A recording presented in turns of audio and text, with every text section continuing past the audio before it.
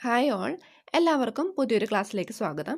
അപ്പോൾ നമ്മൾ ഡിസ്കസ് ചെയ്തുകൊണ്ടിരുന്നത് LP UP school assistant previous year psychology questions ആയിരുന്നു. സെറ്റ് 9 ആണിത്. 8 സെറ്റ് ചെയ്തിരുന്നു ഇതിനു മുമ്പ്. കണ്ടിട്ടില്ലാത്തവർ കാണുക കേട്ടോ. വീഡിയോ യൂസ്ഫുള്ളായി തോന്നിയാൽ നിങ്ങളുടെ ഫ്രണ്ട്സിന് ഷെയർ ചെയ്യുക. കൂടാതെ ചാനൽ ഇതുവരെ സബ്സ്ക്രൈബ് ചെയ്തിട്ടില്ലെങ്കിൽ സബ്സ്ക്രൈബ് ചെയ്യുക. അപ്പോൾ നമുക്ക് ക്ലാസ്സിലേക്ക് പോയാലോ.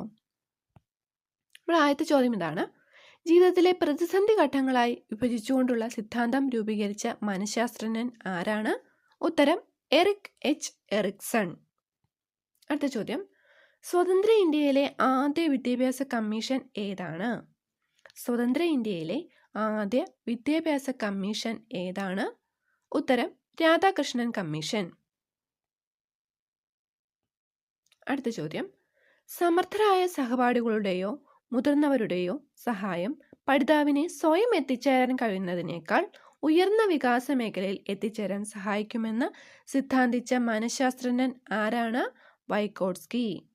സമർത്ഥരായ സഹപാഠികളുടെയോ മുതിർന്നവരുടെയോ സഹായം പഠിതാവിനെ സ്വയം എത്തിച്ചേരാൻ കഴിയുന്നതിനേക്കാൾ ഉയർന്ന വികാസ മേഖലയിൽ എത്തിച്ചേരാൻ സഹായിക്കുമെന്ന് സിദ്ധാന്തിച്ച മനഃശാസ്ത്രജ്ഞൻ ആരാണ്? ഉത്തരം വൈഗോട്സ്കി.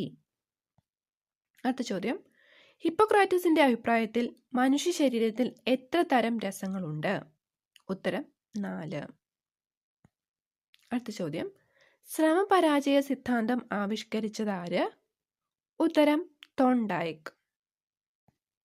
അടുത്ത ചോദ്യം: റേഡിയോ, ടെലിവിഷൻ തുടങ്ങിയ മാധ്യമങ്ങളിലൂടെ നൽകുന്ന വിദ്യാഭ്യാസം ഏത് വിദ്യാഭ്യാസ രീതിയിൽ ഉൾപ്പെടുന്നു?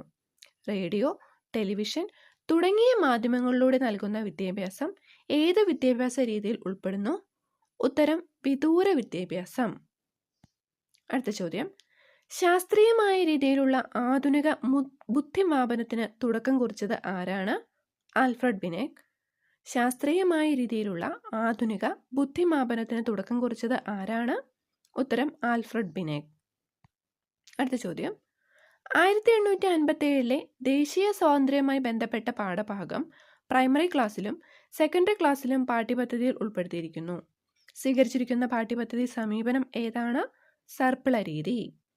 1857 ദേശീയ സ്വാതന്ത്ര്യവുമായി ബന്ധപ്പെട്ട പാഠഭാഗം പ്രൈമറി ക്ലാസ്സിലും സെക്കൻഡറി ക്ലാസ്സിലും ഉൾപ്പെടുത്തിയിരിക്കുന്നു. സ്വീകരിച്ചിരിക്കുന്ന പാഠ്യപദ്ധതി സമീപനം ഏതാണ്? സർപ്പിള രീതി. അടുത്ത ചോദ്യം: ഓപ്പറേഷൻ ബ്ലാക്ക് ബോർഡ് പദ്ധതിയുടെ ഉദ്ദേശം എന്താണ്? ഉത്തരം പ്രൈമറി ക്ലാസ്സുകളിലെ ഭൗതിക സാഹചര്യങ്ങൾ വർദ്ധിപ്പിക്കുക.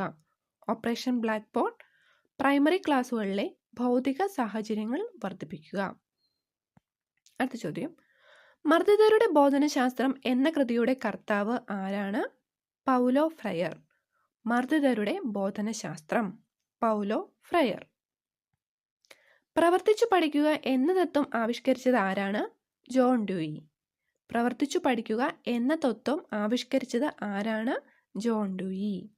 അപ്പോൾ ഇത്രയും ചോദ്യങ്ങളാണ് ഇന്നത്തെ സെറ്റിൽ ഉണ്ടായിരുന്നത്. ക്ലാസ് യൂസ്ഫുൾ ആയെന്ന് വിചാരിക്കുന്നു.